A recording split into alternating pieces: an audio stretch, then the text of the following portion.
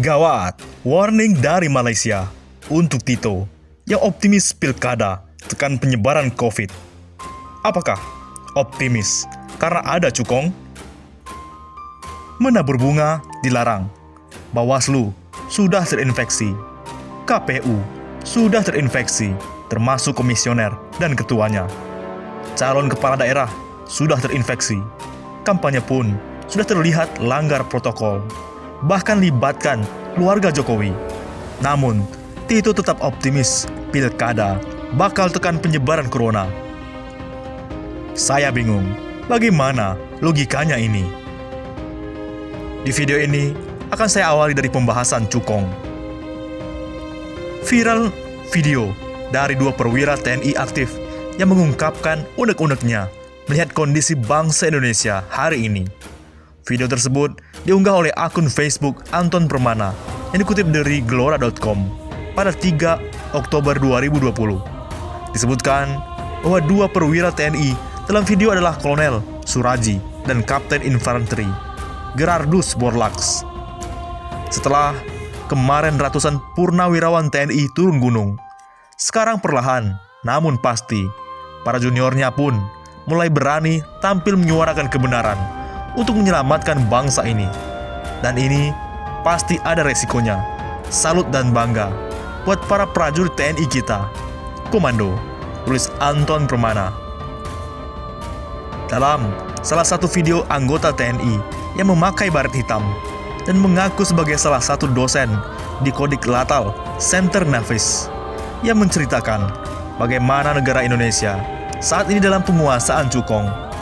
Ia menyebut para cukong tengah terancam dengan adanya transparansi, berencana menerapkan sistem pemerintahan oligarki mutlak atau komunis untuk melangsungkan kepentingan-kepentingannya. Aparat yang digunakan, baik aparat militer maupun sipil, dijadikan keparat, ujarnya dalam video tersebut. Ia kemudian mengajak para perwira untuk berjuang untuk membongkar dan menyikat kemaksiatan.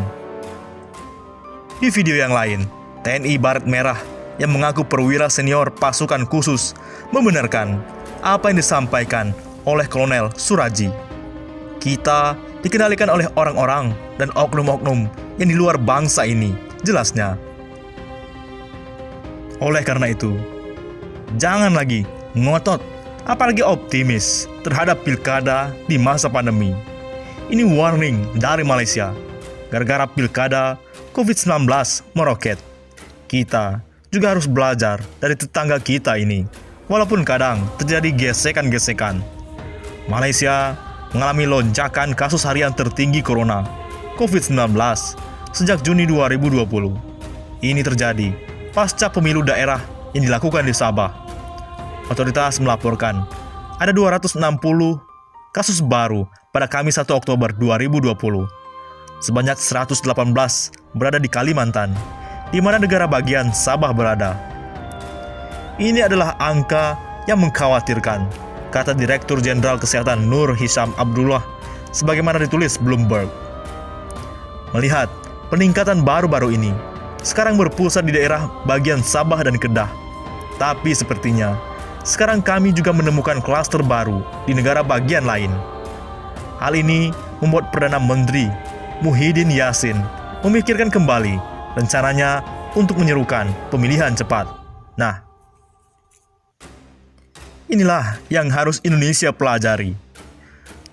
Di Malaysia, Presiden Partai Organisasi Nasional Melayu Bersatu UMNO Ahmad Zahid Hamidi meminta maaf terhadap perkembangan terkini kasus corona COVID-19 di Malaysia.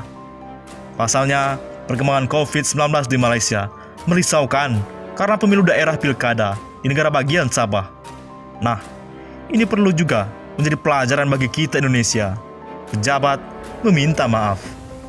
Mewakili UMNO, Barisan Nasional memohon maaf kepada rakyat dan frontliners berikut peningkatan wabah akibat pemilu Sabah yang diadakan bukan pemilihan awal BN.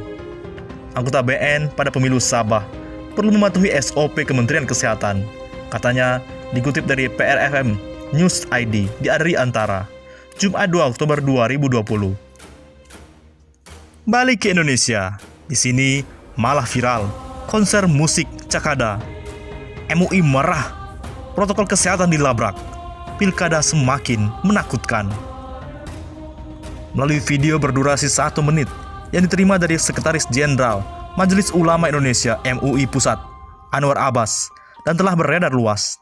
Di salah satu daerah, tampak masyarakat berkumpul dan berdesak-desakan tengah menyaksikan acara musik.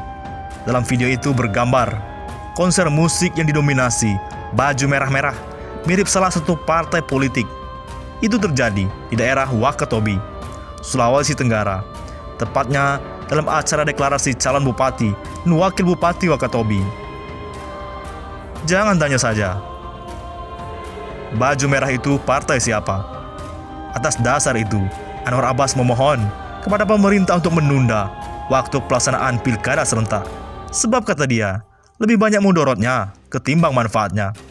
Kalau yang terjadi di lapangan seperti ini, apa pilkada tidak akan menjadi seperti bom dalam penularan COVID-19? Mohonlah pemerintah untuk menunda pilkada ini. Mafsadatnya atau kerusakannya akan jauh lebih besar dari manfaatnya. Apa tidak menakutkan akan terjadi klaster baru bagi penyebaran COVID-19? Aku cinta negeri ini karena dia adalah tanah tumpah darahku.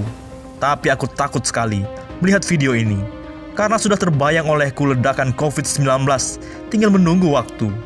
Politik itu penting, kita setuju.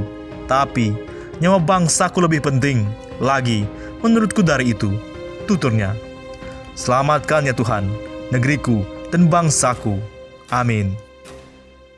Jadi tolong siapa saja, ingatkan Menteri Tito yang optimis pilkada bisa tekan penyebaran corona. Di mana logikanya? Menteri Dalam Negeri, Mendagri Tito Karnavian optimis penyelenggaraan pemilihan kepala daerah pilkada serentak 2020 dapat terlaksana dengan aman, berkaca dari kegiatan kampanye yang telah berlangsung minim pelanggaran. Mendagri Tito Karnavian di Jakarta, Jumat menilai, tahapan kampanye dalam pelaksanaan pilkada 2020 sepanjang 6 hari ke belakang berjalan cukup baik. Dengan kata lain, tidak terjadi penyelenggaraan atau pelanggaran yang cukup signifikan terhadap protokol kesehatan COVID-19 oleh para pasangan calon dan tim kampanye. Itu menurut Anda, Bapak. Kampanye sudah dilaksanakan 6 hari, tapi dilaporkan, kita dengar, terjadi pelanggaran di 53 wilayah dari 309 wilayah. Artinya, lebih kurang proporsinya sekitar 15% yang melanggar. Tapi pelanggarannya tidak terlalu signifikan. Tidak seperti pada saat tanggal 4-6 September, masa pendaftaran bakal paslon, kata Mendagri, dilansir dari Antara. Wahai Bapak, 15% memang sedikit, tapi itu terdiri dari 53 wilayah. Jika satu orang saja terkena, ini corona bisa menjangkiti 100, 1000, banyak orang. Dengan demikian, Mendagri menilai arahan dan imbauan selama ini sudah dijalankan dengan baik oleh seluruh otoritas yang ada, baik itu di tingkat pusat maupun daerah. Bagaimana menurut pendapat Anda?